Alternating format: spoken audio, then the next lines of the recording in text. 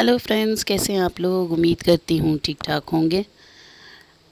आप लोग जैसे कि देख रहे हैं आहिस्ता आहिस्ता ये पिक्चर अपना असली रंग दिखा रही है। इसके जो गैलेक्सीज़ हैं वो आहिस्ता आहिस्ता उसके रंग प्रोमिनेंट होते जा रहे हैं, जो कि खूबसूरत लग रहा है। साथ में आपको एक छोटी सी पिक्चर नज़र आ रही होगी। तो ये पिक्चर एंड में बनने वाली है, बिल्कुल एग्जैक्ट यही चीज़ होगी। साथ साथ हम अपने नावल की तरफ भी आते हैं, जहाँ पे हमने लास्ट टाइम पढ़ा था कि मोहतसिम कुछ लिख रहा था और उसने रजिस्टर जो है कुछ लिखकर डीजे की तरफ बढ़ाया, जिस पर हया की नज़र भी पड़ी थी। और हम ये जानना चाह रहे थे कि आखिर उस पर क्या लिखा था। ये अभी हम लोग यहाँ पे पढ़ेंगे कि इस पर आखिर क्या लिखा था। मोहतसिम ने एक निगाह खुले रजिस्टर पे डाली और फिर सर झुकाकर कुछ लिखने लगा। जब रजिस्टर वापस मिला तो उस पर अंग्रेज़ी में लिखा था, हम टर्की के टूर पे जा रहे हैं, 7 दिन में 7 शहर, हम पांचों और टॉली, और तुम लोगों का क्या प्रोग्राम है। उफ़, फिर ये टॉली, डीजे कोफ्त से जवाब लिखने लगी। हम भी 7 दिनों में 7 शहर घूमने का सोच रहे हैं। उसने रजिस्टर आगे पास कर दिया और फिर ज़रा टेक लगाकर बैठ गई। मोहतसिम अपने सफ़े पर चंद अल्फाज घसीट रहा था। तुम्हारे साथ चलो ना। तुम लोगों को कब निकलना है। पहली छुट्टी वाले दिन, मोहतसिम ने अपना प्रोग्राम बताया। हमने दूसरी छुट्टी पे निकलना है, सो तुम्हारे साथ मुश्किल होगा। चलो फिर छुट्टियों के बाद ही मिलेंगे। No problem. साथ में मोहतसिम ने एक मुस्कुराता हुआ चेहरा बनाया। हया दांत पे दांत जमाए बमुश्किल जमाइयाँ रोकने की सही कर रही थी। उसे उस क्लास से ज़्यादा बोरिंग कोई क्लास नहीं लगती थी। दफ़ातन मोहतसिम ने रजिस्टर डीजे की जानिब बढ़ाया तो इस पर लिखे अल्फाज को पढ़कर डीजे ने रजिस्टर हया के सामने रख दिया। हया ने ज़रा सी गर्दन झुका कर देखा। ऊपर उसने अंग्रेज़ी में लिखा था, ट्रांसलेट इन उर्दू प्लीज़। इसके नीचे अरबी इबारत लिखी थी, कैफ़ा हालुका। हया ने कलम उंगलियों के दरमियान पकड़ा और उर्दू हिजों में लिखा, आपका क्या हाल है, और रजिस्टर वापस कर दिया। मोहतसिम और हुसैन को आजकल डीजे से उर्दू अल्फाज सीखने का शौक़ चढ़ा हुआ था। इस क्लास में वो यूं सारा वक्त अरबी अल्फाज लिख लिख कर इनको देते थे। चंद लम्हों बाद इसने फिर सफ़ा हया के सामने किया। अब के इस पे लिखा था, हाली बखैर। हया ने जैसे चिढ़ कर नीचे लिखा, मैं बिल्कुल ठीक ठाक हूँ, आपकी खैरियत ठीक चाहती हूँ। इतना लंबा क्यों लिखा, डीजे ने हैरत से सरगोशी की। अगर छोटा लिखती तो ये फ़ौरन ही इसे सीखकर मुझसे आज ही की तारीख़ में पूरा फ़ैरूज़ुल लुग़ात लिखवाता। अब अच्छा है ना, पूरा दिन ठीक पढ़ने में गुजार देगा। और मोहतसिम से क्लास के अख्तिताम तक ठीक ठीक से नहीं पढ़ा गया। क्लास ख़त्म हुई तो वो वापस डॉम में आई। हाथ मुँह धोकर तैयार होने में भी काफ़ी वक्त लग गया। इसने एक मोर पंख के सब्ज़ रंग का पाँव को छूता हुआ फ़्रॉक पहना। फ़्रॉक की आस्तीन तंग चूड़ीदार थी और नीचे पजामा था। पूरा लिबास बिल्कुल सादा था। बाल उसने खुले छोड़ दिए और काजल और नेचुरल पिंक लिपस्टिक लगाकर डीजे की तरफ पलटी। कैसी लग रही हूँ। डीजे जो बालों में ब्रश कर रही थी रुककर इसे देखने लगी। बिल्कुल पाकिस्तान का झंडा लग रही हो, दफ़ा हो जाओ। तकरीबन 1.5 घंटे बाद वो दोनों अंजुम बाजी और हाले के साथ जहांगीर में वाक़या पुप्पो के घर के सामने खड़ी थी। पुप्पो को बता तो दिया था ना, ये ना हो कि वो कहें मैंने तो इनवाइट ही नहीं किया था। डीजे ने आहिस्ता से पूछा। हाँ हाँ, बता दिया था। इसे सरगोशी में डीजे को जवाब देते हुए डोर बेल बजाई। पुप्पो इनसे बहुत तपाक से मिली। लॉन्ग रूम में बैठने तक ही तारुफ का मरहला तमाम हो गया। हया, आज तो तुमने घर में रौनक कर दी है। वो वाक़यातन बहुत खुश थी। हया उनके घर को अपना समझकर दोस्तों को साथ लाई है। ये ख़याल ही उनको बेहद मुसरत बख्श रहा था। वो इन 2 माह में चंद एक बार ही पुप्पो के घर आई थी और पहली 2 दफ़ा के बाद जहान कभी घर नहीं मिला था। ना ही वो इसे बता कर आती थी। इस दफ़ा तो इसने बिल्कुल भी नहीं बताया। वो अंदर ही अंदर ख़ुद को उसका मुजरिम समझ रही थी। اس کے ٹوٹے بکھرے ریسٹورنٹ کو یاد کر کے وہ اکثر خود کو ملامت کرتی تھی۔ آپ کا گھر بہت پیارا ہے آنٹی، انجم باجی نے صوفے پر بیٹھتے ہوئے ستائشی انداز میں ادھر ادھر دیکھتے ہوئے کہا تھا۔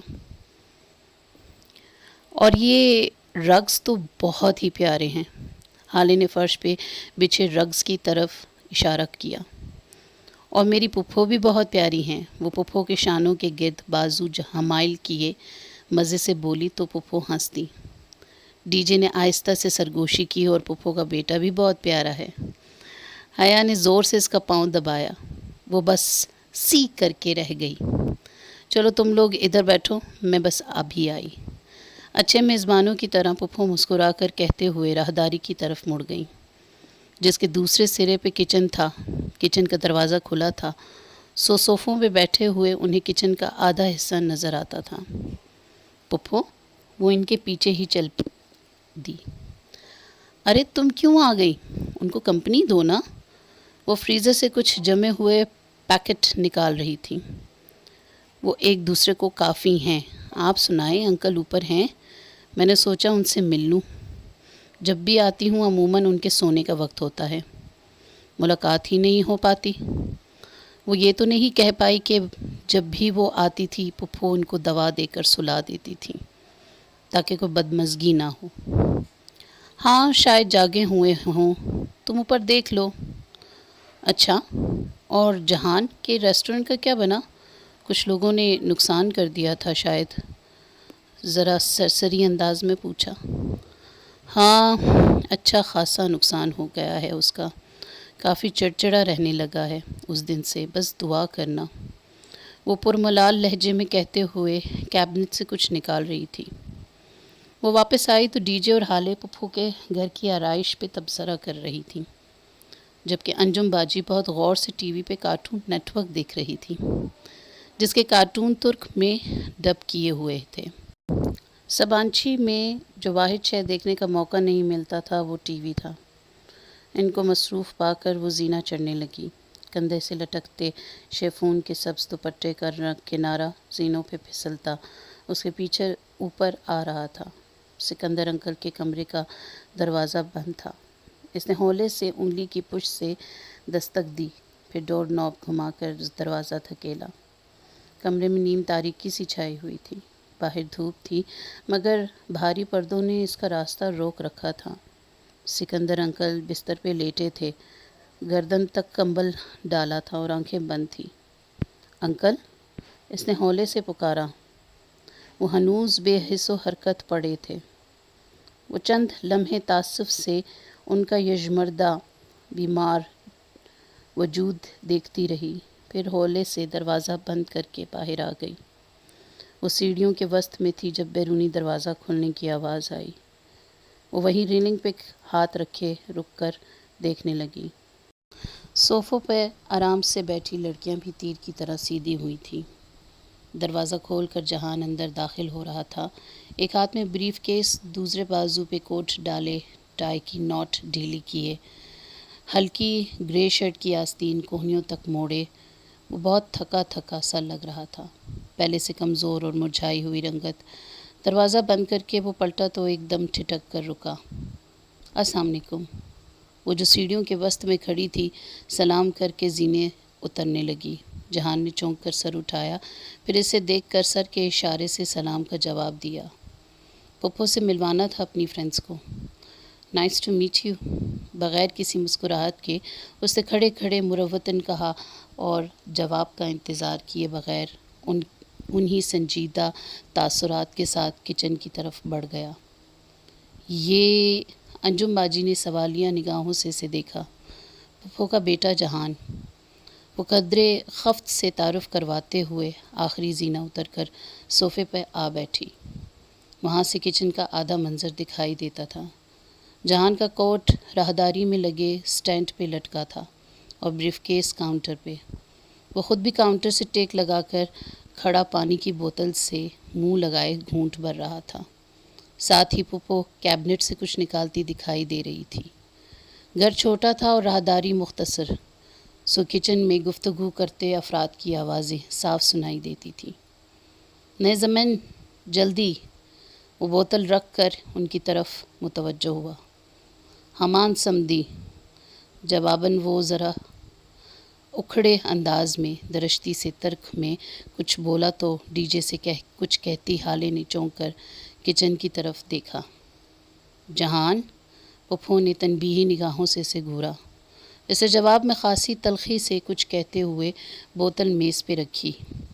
حالے نے قدرے بے چینی سے پہلو بدلا۔ حیا اس کے چہرے کے الجھے تاثرات بغور دیکھ رہی تھی۔ کچھ دیر بعد حالے ذرا سوچ کر بولی، حیا، استقلال اسٹریٹ میں آج لیویز پہ سیل لگی ہے، وہ چیک نہ کر لیں؟ اٹھنے کا ایک بہانہ۔ حیا گہری سانس لے کر کھڑی ہو گئی۔ ڈی جے اور انجم باجی بھی کچھ سمجھ پا رہی تھی۔ ہاں چلو میں ذرا پپھو کو بتا دوں۔ وہ کچن کی طرف آ گئی۔ باقی لڑکیاں صوفوں سے اپنے اپنے بیگ اٹھانے لگیں۔ اچھا پپھو، ہم لوگ چلتے ہیں، ہمیں آگے شاپنگ پہ جانا ہے، کچن کی چوکھٹ میں کھڑے ہو کر اس نے جہان سکندر کو قطعاً نظر انداز کرتے ہوئے بتایا۔ وہ فریج کا دروازہ کھولے کھڑا کچھ نکال رہا تھا۔ ارے ابھی تو آئی تھی، ابھی سے ہی جا رہی ہو؟ پپھو ایک ملامت زدہ نگاہ جہان پہ ڈال کر تیزی سے اس کی طرف آئیں۔ وہ بے نیازی سے کھڑا پانی پیتا رہا، پھر وہ اصرار کرتی رہی مگر وہ نہیں رکی۔ دوبارہ آنے کا وعدہ کر کے وہ بظاہر بہت خوش دلی سے ان کو خدا حافظ کر کے باہر نکلی۔ ڈور میٹ پہ رکھے اپنے جوتوں میں پاؤں ڈالنے تک اس کے چہرے سے مسکراہٹ غائب ہو گئی تھی اور اس کی جگہ اسپاٹس سے سختی لے لی تھی۔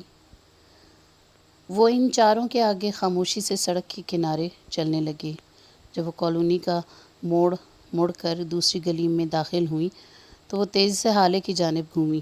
حالے، جہان نے پپھو سے کیا کہا تھا؟ جانے دو حیا، حالے نے نگاہیں چرائیں۔ اسکارف میں لپٹا اس کا چہرہ قدرے پھیکا سا تھا۔ حالے، مجھے بتاؤ اس نے کیا کہا تھا؟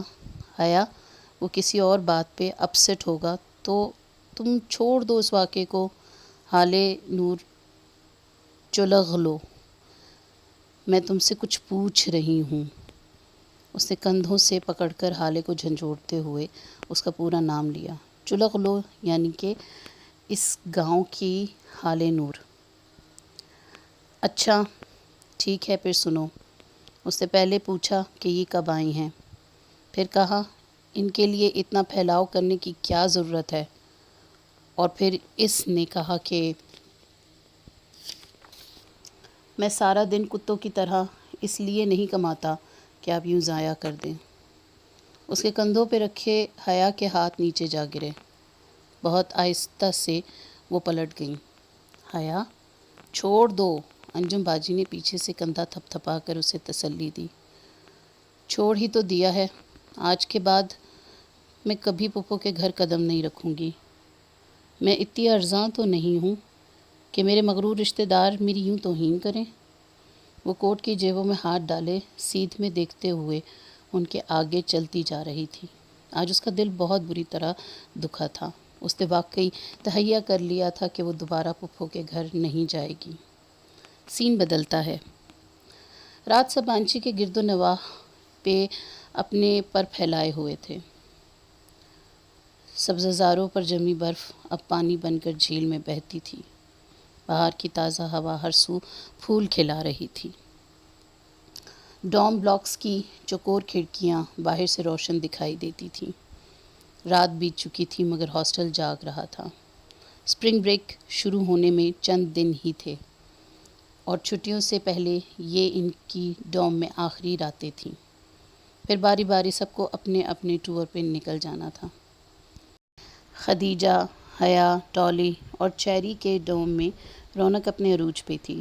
حیا کی کرسی پہ سوئٹزرلینڈز کی سارا ایکسٹینشن کارڈ ریسیور کان سے لگائے بیٹھی تھی۔ مسکراہٹ دبائے انگلی پہ سنہرے بالوں کی لٹ لپٹتے ہوئے وہ کہہ رہی تھی، میرا فیورٹ کلر تو بلیو ہے، اور تمہارا بھی یہی ہے مومن۔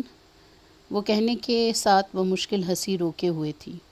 مومن کافی دنوں سے اس کی توجہ لینے کی کوشش کر رہا تھا مگر وہ اس کو دکھانے کے لیے ہالینڈ کے لطیف کے ساتھ نظر آتی تھی۔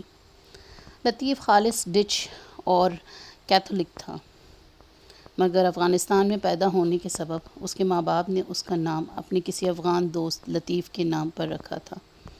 یوں وہ تمام فلسطینیوں کا بہت اچھا دوست بن چکا تھا، سوائے مومن کے۔ سامنے ڈی جے کی کرسی پہ ہالے بیٹھی تھی اور اس کے مقابل کاؤچ پہ اسپین کی سینڈرا تھی۔ وہ دونوں اپنے درمیان ایک میگزین کھولے تبصرہ کر رہی تھی۔ اس تھیم کے ساتھ یہ کنٹراسٹ کچھ اور ہی لگے گا، ہے نا؟ حالے متذبذب سی سینڈرا سے پوچھ رہی تھی۔ چیری اپنے بینک کی سیڑھی کے ساتھ کھڑی اپنے کپاؤ آئل کی آدھی شیشی ان کو دکھاتے ہوئے بار بار نفی میں سر ہلاتے ہوئے آئی ڈونٹ بلیو دس کہنے جا رہی تھی۔ کسی لڑکی نے کچن میں رکھا اس کا تیل استعمال کر کے اوپر چٹ لگا کر معذرت کر لی تھی کہ چونکہ میں جلدی میں ہوں سو پوچھ نہیں سکی، اور چیری کو جب سے ان چند بوندوں کا غم کھائے جا رہا تھا۔ ان چینیوں کے دل بھی اپنے قد کی طرح ہوتے ہیں، چھوٹے اور پست۔ ٹالی جو اوپر اپنے بینک پہ بیٹھی حیا کو اسرائیلی نامہ سنا رہی تھی، لمحہ بھر کو بات روک کر چیری کو دیکھتے ہوئے بولی، پھر سر چٹک کر بات کا وہیں سے آغاز کیا جہاں چھوڑی تھی۔ "You know, in Israel, we have such citrus that." ٹالی کے نزدیک دنیا کا سب سے رسیلا پھل اسرائیل کا تھا، سب سے میٹھا پانی، سب سے خالص شہد، سب سے خوشبودار پھل اور سب سے سہانا موسم اسرائیل کا تھا۔ وہ کہتی تھی اسرائیل جنت ہے، مقدس اور بابرکت سرزمین، اور اس کے جاتے ہی حیا اور ڈی جے اس کے فکرے میں یوں ترمیم کر لیتی کہ فلسطین جنت ہے، مقدس اور بابرکت سرزمین ہے۔ اب بھی حیا بہت انہماک سے دونوں ہتھیلیوں پہ چہرہ گرائے ان کی باتیں سن رہی تھی۔ جو بھی تھا اسرائیل نامہ سننے میں مزہ آ رہا تھا۔ دھیمی آواز میں بات کرنے کے باوجود ان سب کی آوازوں نے مل کر شور کر رکھا تھا، اور اس سارے شور میں ڈی جے اپنے بینک کے اوپر بستر پہ لیٹی تکیہ منہ پہ رکھے ہوئی تھی۔ ان کی آوازیں بلند ہوتی گئیں تو اس نے منہ سے تکیہ ہٹایا اور چہرہ اوپر کر کے بیزاری سے ان کو مخاطب کیا، پلیز شور مت کرو، میرے سر میں درد ہو رہا ہے، مجھے سونے دو۔ اوکے اوکے، حالے نے فوراً اس بات میں سر ہلایا۔ سب نے شش کر کے ایک دوسرے کو چپ کروایا اور دھیمی دھیمی بڑبڑاہٹوں میں بولنے لگی۔ ڈی جے واپس لیٹ گئی اور تکیہ منہ پہ رکھ لیا۔ ہاں چاند، میں چاند کو ہی دیکھ رہی تھی، سارا جو اپنی لٹ کو انگلی پہ مروڑتے مسکراتے ہوئے کہہ رہی تھی۔ دوسری طرف کچھ سن کر ذرا گڑبڑائی۔ اچھا، آج چاند نہیں نکلا؟ اوہ، میں نے شاید پھر اپنے تصور میں دیکھا تھا۔ مجھے یہی کلر سکیم چاہیے، اور اگر اس کے ساتھ ہم یہ پھول کر لیں تو وہ میچ کر جائیں گے، پھر یہ رنگ۔ سینڈرا میگزین کے صفحے کو پلٹ کر پیچھے سے کوئی دوسرا صفحہ نکال کر حالے کو دکھانے لگی۔ آہستہ آہستہ ان کی آوازیں پھر سے بلند ہونے لگیں۔ چند ثانیے بعد ڈوم میں پھر سے شور مچا دیا۔ Can Samoon please shut up? D J ضبط کھو کر اٹھی اور زور سے چلائی۔ وہ پچھلے 2 گھنٹوں میں کئی دفعہ ان کو خاموش ہونے کو کہہ چکی تھی، مگر بار بار لڑکیوں کی آوازیں بلند ہو جاتی تھیں۔ لیکن اس کے یوں چلانے پر ایک دم سے ڈوم میں آوازیں فوراً بند ہو گئی تھیں۔ بس تم آرام کرو، ہم چپ ہیں، اب سب آہستہ بولو، اچھا؟ حیا نے جلدی سے مسکرا کر اسے تسلی دی۔ وہ کچھ بڑبڑاتے ہوئے واپس لیٹ گئی اور کمرے میں سب مدھم سرگوشیوں میں باتیں کرنے لگے۔ اس کے بعد کیا ہوا یہ ہم لوگ نیکسٹ ویڈیو میں سنیں گے۔ تب تک کے لیے انتظار کیجیے اور میری ویڈیوز کو پروموٹ کیجیے، سبسکرائب کروائیے اور لائک کیجیے تاکہ میں زیادہ سے زیادہ ویڈیوز بنا سکوں اور زیادہ سے زیادہ یہ ناولز آپ لوگوں کو سنا سکوں۔ اللہ حافظ۔